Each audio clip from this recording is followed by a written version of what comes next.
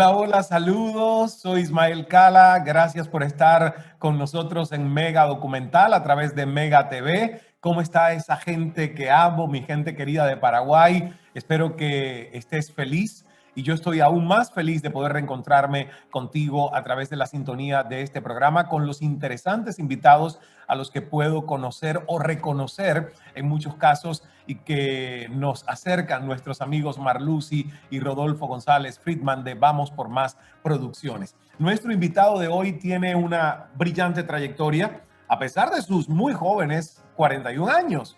Es abogado, es escribano público, ha sido consultor de prestigiosas instituciones, entre ellas la Organización de Estados Americanos, el Banco Central, la Presidencia de la República del Paraguay y desde hace 3 años a cargo de un organismo que conoce profundamente y que le apasiona. Es la Dirección Nacional de Contrataciones Públicas. Así que quiero dar la bienvenida a este programa a Pablo Seitz Ortiz. Pablo, gracias por estar con nosotros. Bienvenido.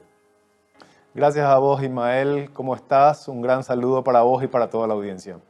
Encantado de poder conversar contigo. Sé que vamos a hablar de cosas muy interesantes y algunas, incluso para muchas personas quizás, serán novedosas porque vamos a entrar dentro del plano profesional del organismo que diriges, pero también vamos a conocer un poco de tu vida. Y yo quiero que para romper el hielo, te quiero hacer una pregunta porque la verdad que admiro a personas que han llegado a puestos y posiciones tan importantes a tan joven edad.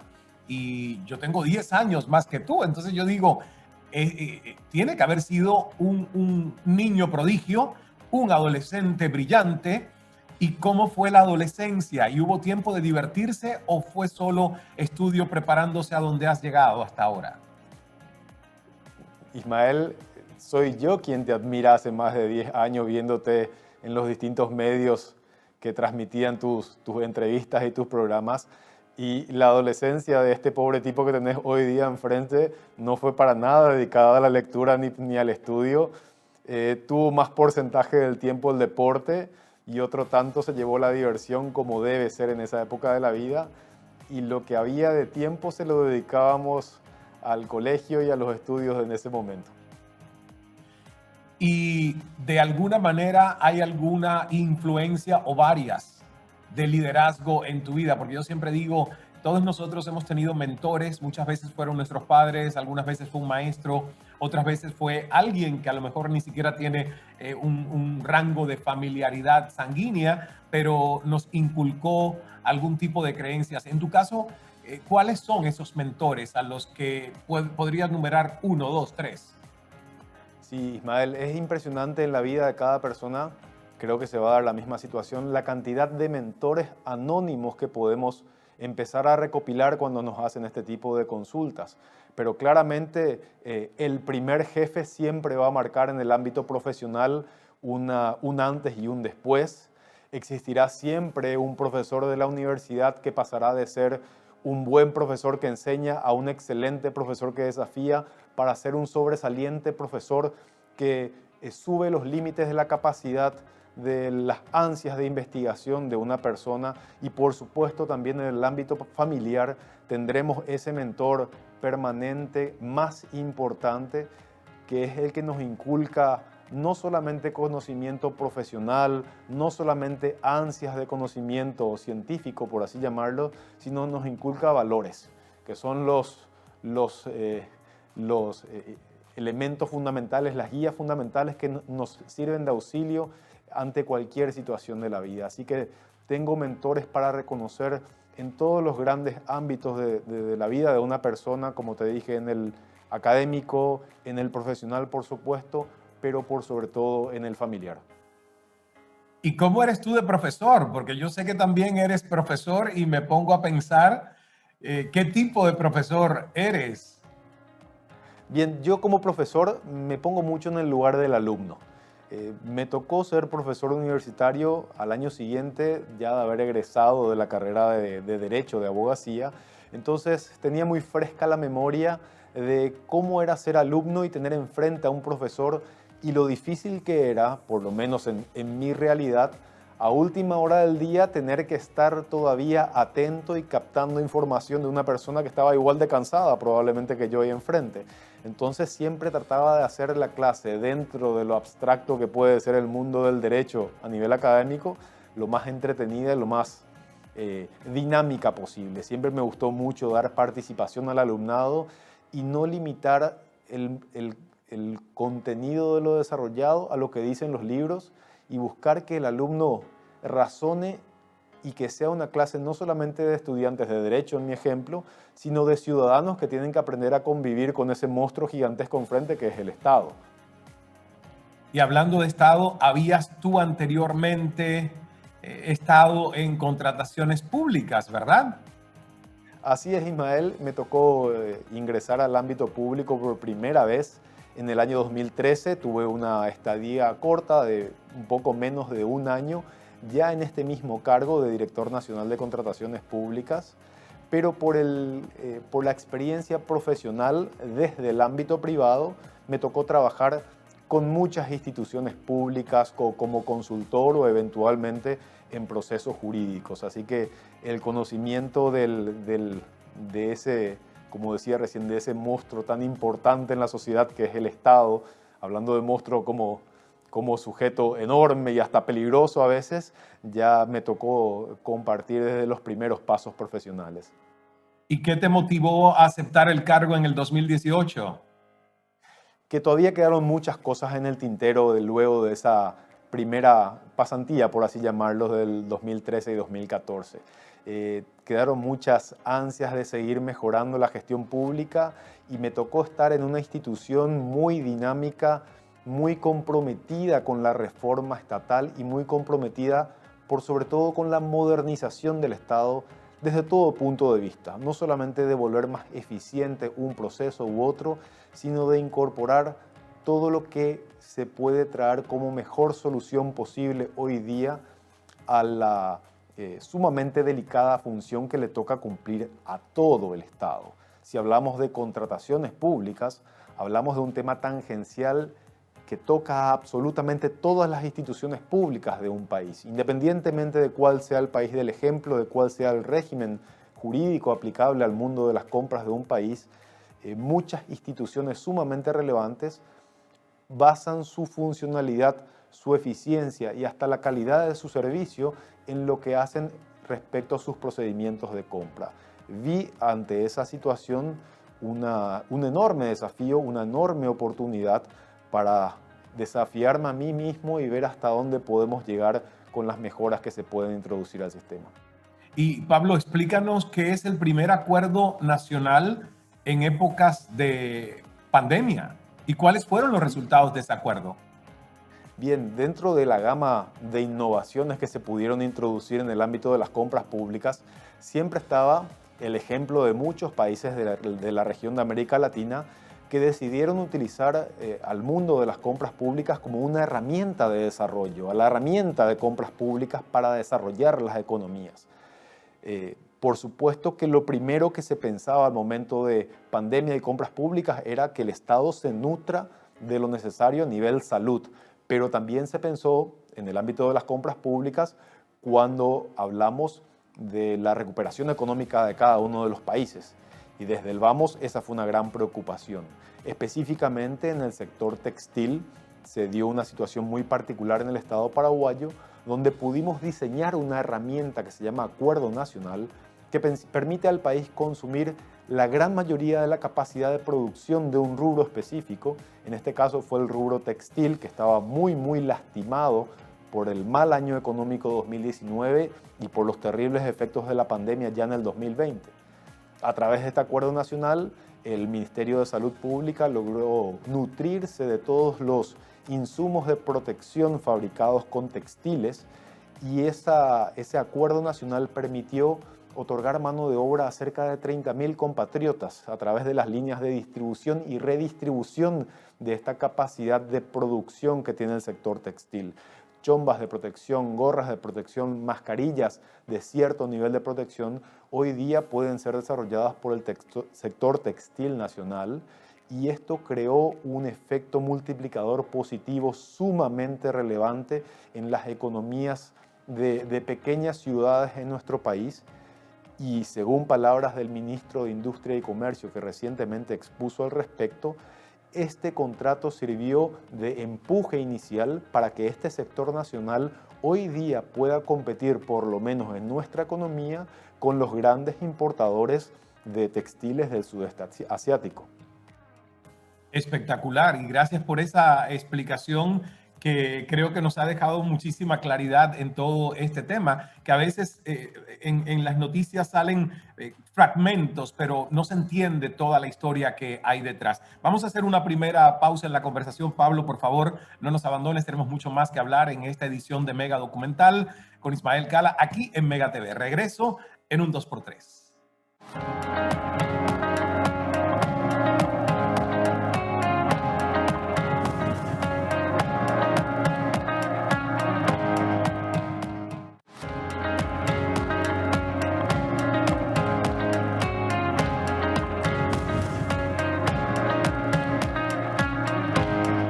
Aquí estamos de regreso en Mega Documental a través de Mega TV. Estoy conversando con Pablo Seix Ortiz, director de Contrataciones Públicas. Pablo, bienvenido de vuelta al programa. Y tengo una pregunta que me gustaría nos aclares. ¿Qué está haciendo Paraguay con el uso de data sobre licitaciones? Excelente. Bien, Paraguay tiene un sistema informático que permite manejar el sistema de información de las contrataciones públicas de manera bastante interesante, diría yo. No podría decir eficiente porque sería autocalificarnos como tal y creo que todavía hay mucho que podemos hacer para mejorarlos. Pero tenemos que reconocer una realidad muy importante hoy día, Ismael. Las organizaciones más eficientes, las empresas más eficientes y más importantes del sector privado, hoy día son las que manejan de mejor manera los datos, ya sea los datos como nutrientes comerciales o los datos para la toma de decisiones estratégicas. Hoy día estamos frente a una institución pública, la Dirección de Contrataciones Públicas, que representa eventualmente hasta el 12% del Producto Interno Bruto del país, representa el canal de aplicación del 25% del presupuesto general de gastos de la nación en un buen año. Entonces, la premisa que tenemos enfrente es: debemos utilizar de manera estratégica todo ese conocimiento, todos esos datos generados en el sistema de compras públicas. ¿Cuáles datos? Una enorme cantidad de información que necesita estructurarse de manera adecuada. La Dirección de Contrataciones Públicas está trabajando al respecto a través de un estándar internacional de la Open Contracting Partnership que permite manejar la tecnología de datos abiertos. Esto significa que en el Paraguay los datos exhibidos de contrataciones públicas no son los datos que la Dirección Nacional o que tal o cual ministerio quiere exhibir, sino son todos los datos exhibibles y son manejables por el receptor de esos datos de la manera que mejor corresponda según el receptor.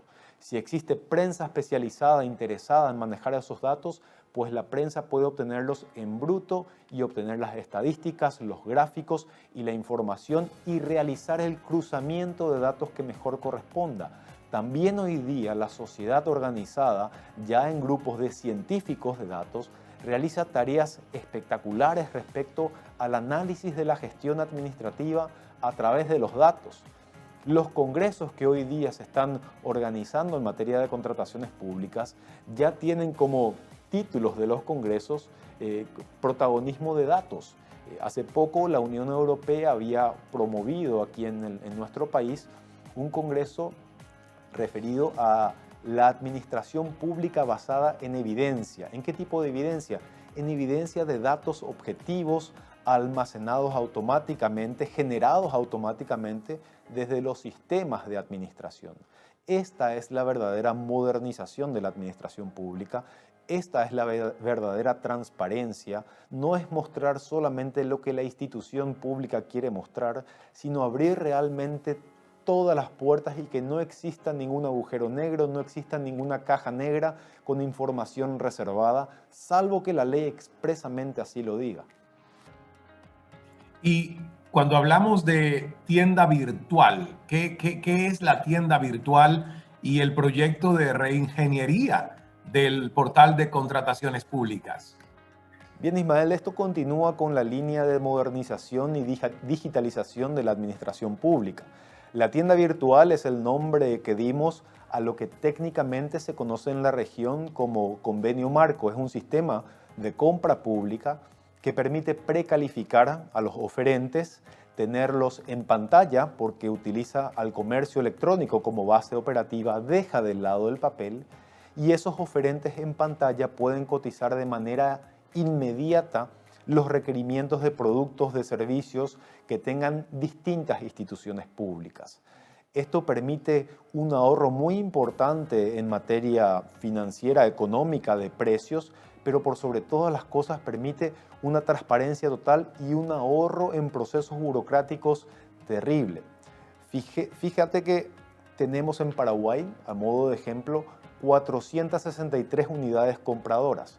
Todas las unidades compradoras compran útiles de oficina, compran papel para oficina y otros tantos bienes en forma exactamente igual. Esto significa 463 procesos al año de compra de los mismos bienes.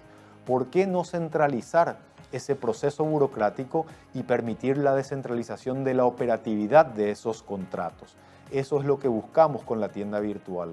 No es nada más, visualmente hablando, que comercio electrónico para el sector público. El comprador público ya no necesita realizar un proceso licitatorio burocrático, sino simplemente dar clic a la imagen del producto que desea adquirir y las empresas habilitadas para cotizar dichos productos pues enviarán sus ofertas en menos de 24 horas. El sistema automáticamente elegirá la oferta más económica y así el Estado se ahorrará un tiempo sumamente necesario. Tenemos ejemplos que nos permiten afirmar que esta herramienta de comercio público permite por sobre todas las cosas aprovechar los mejores momentos del mercado para comercializar tal o cual producto. En un producto que en el rubro de la salud era casi irrelevante en años anteriores y hoy día es protagonista, como son las mascarillas de protección, tenemos ahorros de hasta el 90% del precio una vez que las mismas fueron incluidas en la tienda virtual, donde hay un ambiente de competitividad muy alto. Entonces la tienda virtual apunta a seguir esa línea de modernización. Y el proceso, diría yo, cumbre de la modernización del sistema de compras públicas en nuestro país es la reingeniería que mencionaste. Se refiere al cambio del core informático que maneja todo este volumen tan importante de información y de transacciones entre el sector público y sector privado. Imagínate que tenemos que manejar al año 13.000 procesos de contratación que generan a su vez 20.000 contratos con el Estado paraguayo, gestionar las necesidades de más de 450 unidades operativas de contratación. Tenemos que hacer la verificación de todos esos procesos de contratación y de todos esos contratos. La Dirección de Contrataciones Públicas tiene un rol de control, supervisión y vigilancia e incluso de potestades de anulación de procesos licitatorios y lo llevamos adelante a ese rol unas 1.800 veces al año. Entonces, manejar eso con la capacidad limitada del ser humano, hablando pronto y rápido, es imposible. Necesitamos de la mejor tecnología de manejo de información para poder gestionar eficientemente eso. Cada ineficiencia de parte del sistema de compras públicas puede significar incluso la vida o la muerte de compatriotas y es una dura realidad que hoy día la pandemia nos enseña más fuertemente que nunca, Ismael. Y Pablo, cómo calificas la participación de oferentes en las licitaciones? ¿Es baja, es alta? ¿Y qué estrategia hay para incentivarla? Si hablamos de que el mundo de las contrataciones públicas no es otra cosa que un mercado, es fundamental que exista competencia para que el mismo pueda realmente determinar la elección de la mejor oferta. El ideal que nos pusimos como meta en esta gestión es subir el promedio a por lo menos 4 oferentes por proceso licitatorio. Hoy día hablamos de que el Estado paraguayo subió de 2,5 a 3 oferentes en promedio, pero tenemos datos que nos alertan de la necesidad de estrategias más agresivas para lograr mayor competitividad, para demostrar que este mercado es mucho más interesante de lo que hoy día las empresas en la República del Paraguay y en el extranjero pensarían que tenemos para ofrecer. Existe todavía un alto porcentaje, de más del 35%, en los cuales detectamos un solo oferente en los procesos de compra pública. Ese es un elemento que debe ser revertido y ya hemos iniciado reformas regulatorias muy importantes para apuntar a reducir drásticamente este porcentaje. La idea es que cada vez que el Estado requiera relacionarse con el sector privado para la compra de un bien, para la contratación de un servicio que hace a la necesidad a la satisfacción, de una necesidad pública, pueda elegir de entre varias ofertas. Esa es la premisa natural que se da en cualquier proceso de compra privada o, por supuesto, pública.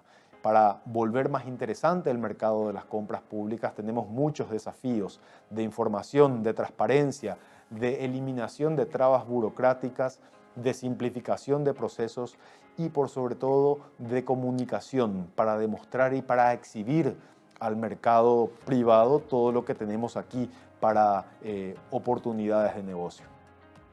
En una entrevista que te hicieron, Pablo, yo leí que la compra pública, y lo decías en esa entrevista, debe tener un triple impacto. Explícanos cuál es ese triple impacto. Bien, es la tendencia que tenemos, por sobre todo desarrollada en América Latina, y nos tenemos que sentir muy orgullosos de esto, Ismael.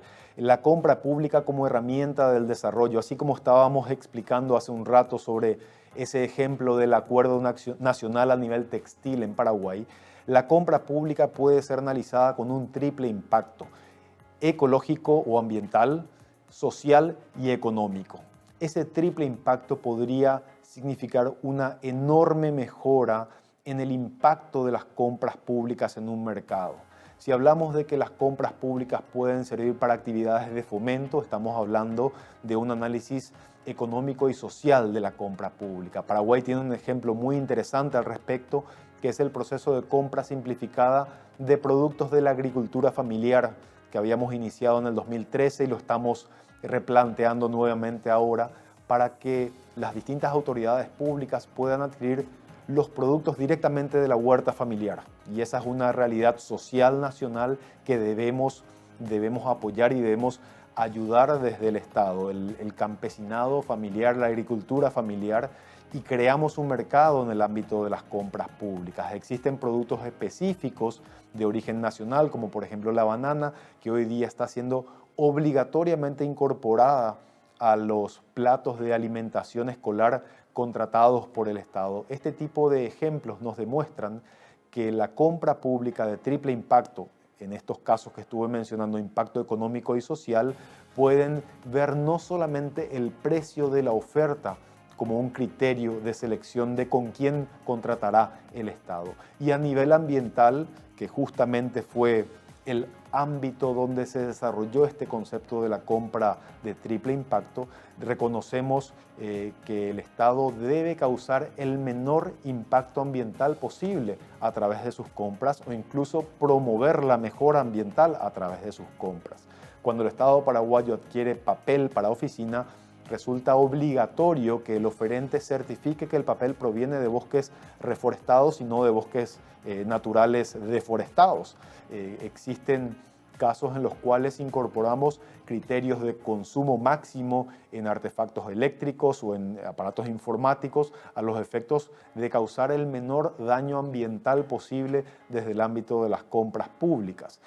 Y podemos también incorporar ejemplos en los cuales se tienen los tres puntos, las tres facetas de la compra de triple impacto incorporada, y esto generaría la compra sostenible. La compra sostenible requiere de un gran esfuerzo de planificación y de medición de los efectos logrados a los efectos de calificarla como un éxito real y no solamente como un lindo ejercicio desde la administración pública. Me encanta esta respuesta y tengo una nueva pregunta, pero que haremos después de esta breve pausa. Pablo, gracias por estar con nosotros, el director de Contrataciones Públicas, Pablo Seitz Ortiz. Y la pregunta es, ¿tendrá Paraguay una nueva ley de contrataciones públicas? Me la respondes después de esta breve pausa.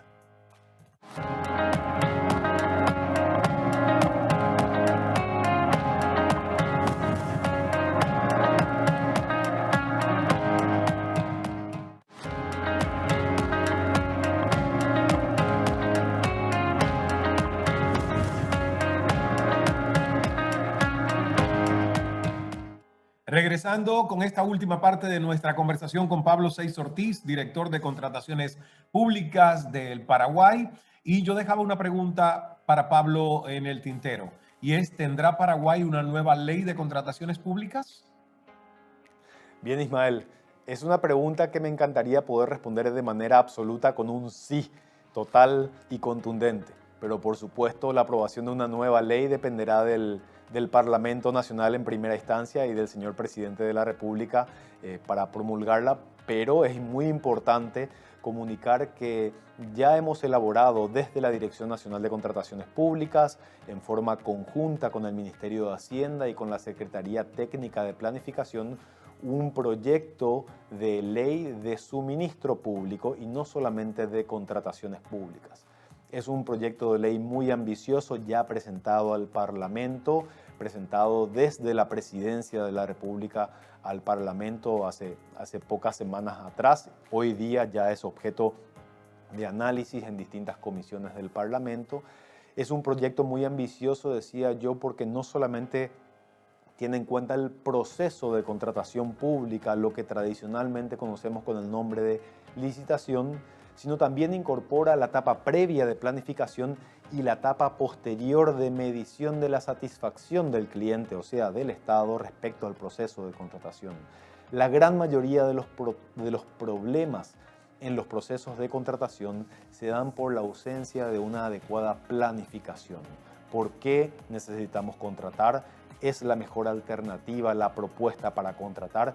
Esas preguntas hoy día los administradores públicos no se las hacen y mucho menos la responden. La idea de este proyecto de ley es quitar el protagonismo al proceso y dar el protagonismo que se merece a la compra eficiente. Ese es el norte, esa es la filosofía plasmada en el proyecto de ley presentado. Esperemos que sea rápidamente analizado, rápidamente aprobado y rápidamente puesto en vigencia, porque significará un gran golpe de timón en materia de eficiencia administrativa, potenciará todas estas herramientas de las cuales estuvimos hablando y dará un espaldarazo gigantesco a la transparencia en el ámbito de la administración pública nacional, Ismael.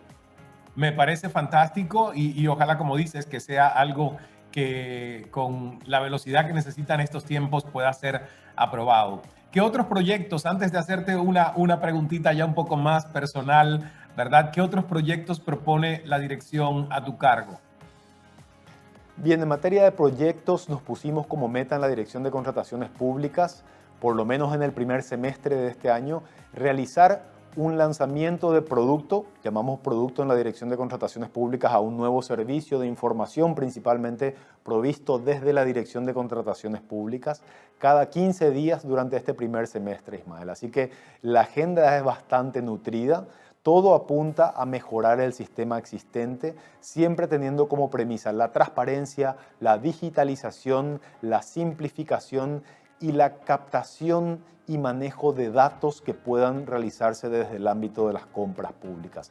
Recientemente emitimos un mecanismo a través del cual toda la ciudadanía puede obtener información sobre la medición de la gestión de las distintas instituciones públicas desde distintas ópticas, principalmente la eficiencia, la gestión y la competitividad de las compras públicas en cada una de esas más de 450 instituciones públicas. La provisión de información es el rol fundamental de la Dirección de Contrataciones Públicas, sin descuidar la administración de todos los procesos de publicación de compras públicas y de la revisión de eventuales objeciones.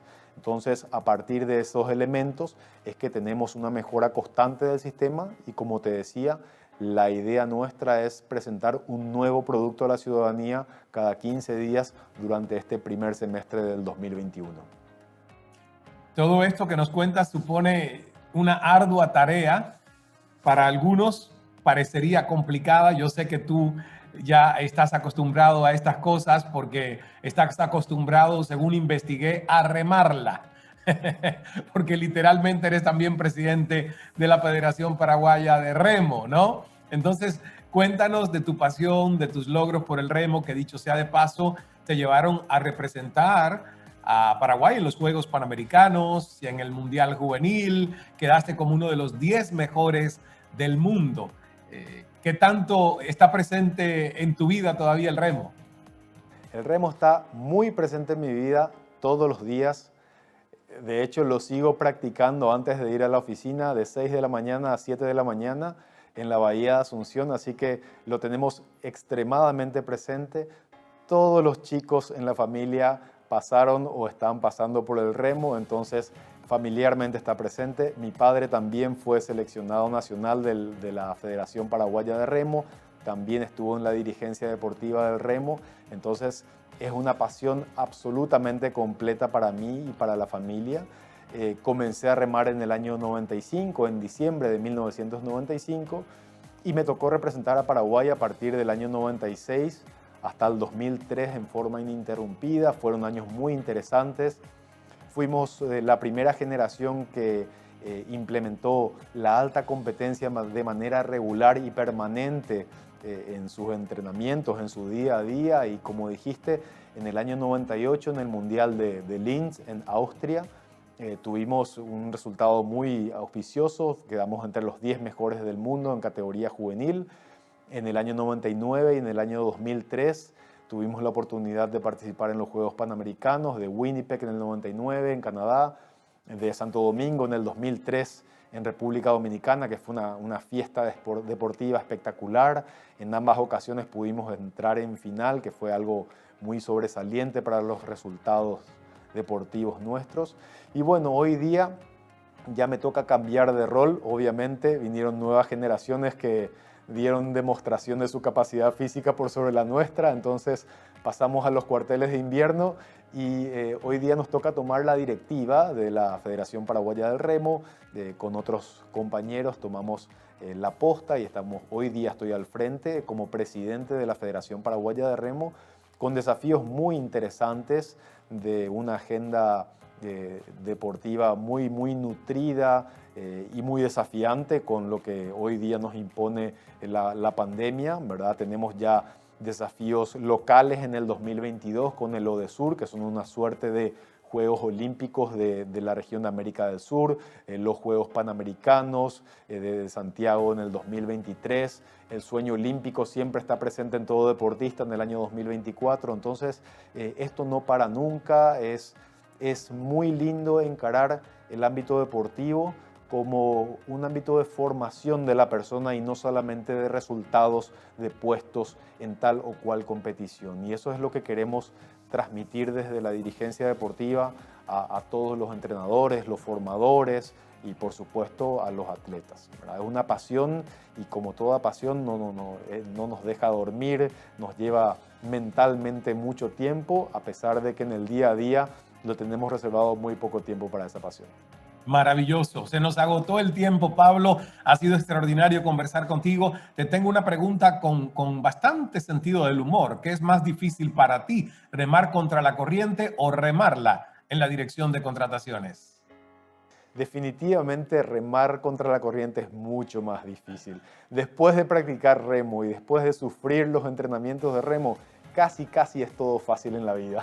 Ah, qué bien eso. Me gusta esa respuesta. Muchísimas gracias, Pablo Seitz Ortiz. La próxima vez que nos encontremos, pues ya ni siquiera voy a imaginar cuál es el cargo que estarás ocupando. Y yo estoy seguro que a los 51 años, cuando llegues a la edad que yo hoy tengo, habrá 10 años de historia que contar, pero no esperaremos tanto para la próxima entrevista. Ha sido un placer enorme hablar contigo y conocer más de tu desempeño profesional y personal. Igualmente, Ismael, y muchísimas gracias por este espacio que sirvió de mucho para reflexionar sobre lo que estamos haciendo a nivel profesional, pero por sobre todo para pasar un excelente momento con esta entrevista. Gracias, Pablo. Y una vez más me despido con poesía de esa hermosa tierra paraguaya, que por cierto, ya espero que en próximos episodios volvamos a grabar cara a cara, como lo hicimos al estreno de esta temporada allá en Asunción. Y esta vez son hermosas palabras que quiero expresar, nada más y nada menos que Augusto Roa Bastos es el autor.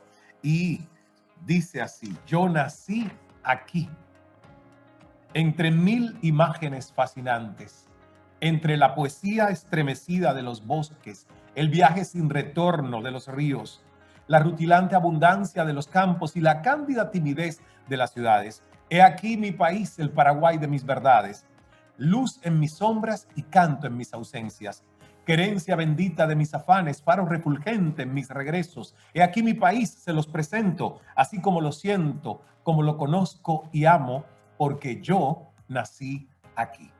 ¡Wow! Es una verdadera declaración de amor que nos deja con una sonrisa en los labios, así que recuerda que el secreto del buen vivir es no dejar de sonreír. Dios es amor, hágase el milagro. Rojaiju, Paraguay. Nos vemos en el próximo episodio de Mega Documental con Ismael Cala, aquí en Mega TV.